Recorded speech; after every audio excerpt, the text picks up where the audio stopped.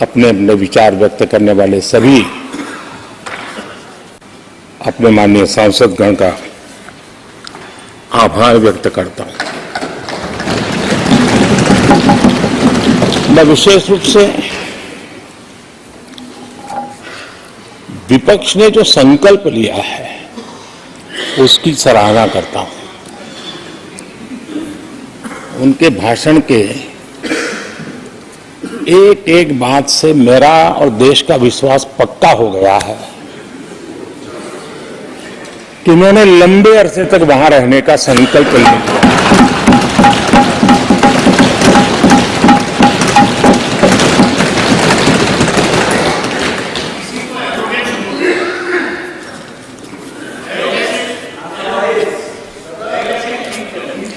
आप कई दशक तक जैसे यहां बैठे थे वैसे ही कई दशक तक वहां बैठने का आपका संकल्प और जनता जनार्दन को ईश्वर का रूप होती है और आप लोग जिस प्रकार से इन दिनों मेहनत कर रहे हैं मैं पक्का मानता हूं कि ईश्वर रूपी जनता जनार्दन आपको जरूर आशीर्वाद देगी और आप जिस ऊंचाई पे हैं उससे भी अधिक ऊंचाई पर जरूर पहुंचेंगे और अगले चुनाव में दर्शक दिशा में दिखेंगे।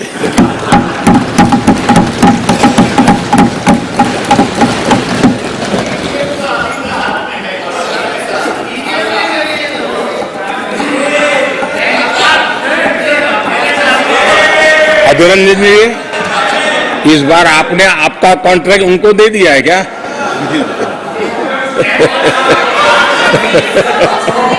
ये हमारे गीता में बोलते हैं कि अहंकारम बलम दर्पम। आपने इन्हीं चीजों को पहुंचाया है।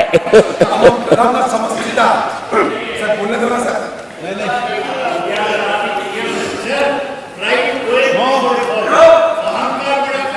आदरणीय अध्यक्ष महोदय,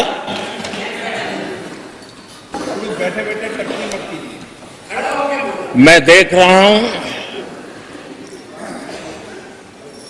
कि आप में से बहुत लोग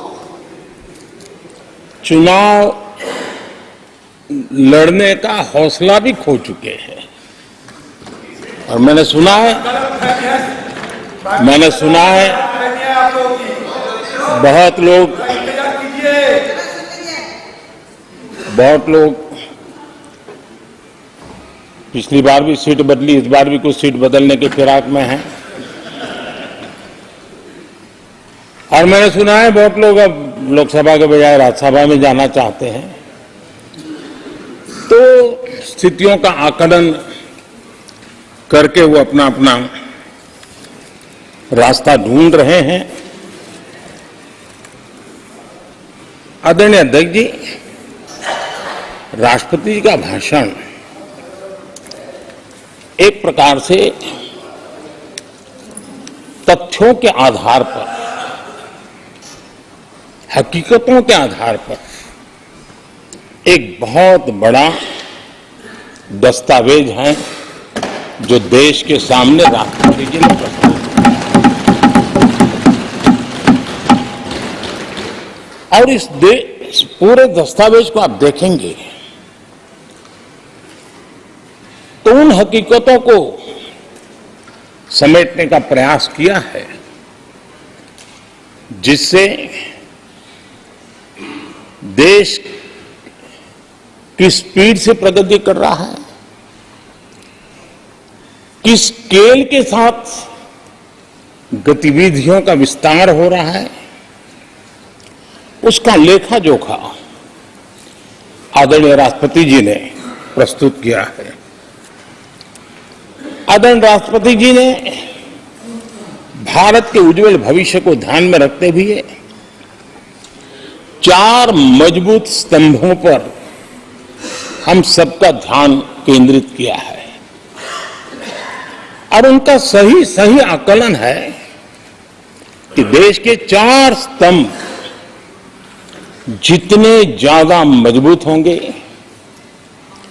जितने ज्यादा विकसित होंगे, जितने ज्यादा समृद्ध होंगे, हमारा देश उतना ही समृद्ध होगा, उतना ही तेजी से समृद्ध होगा।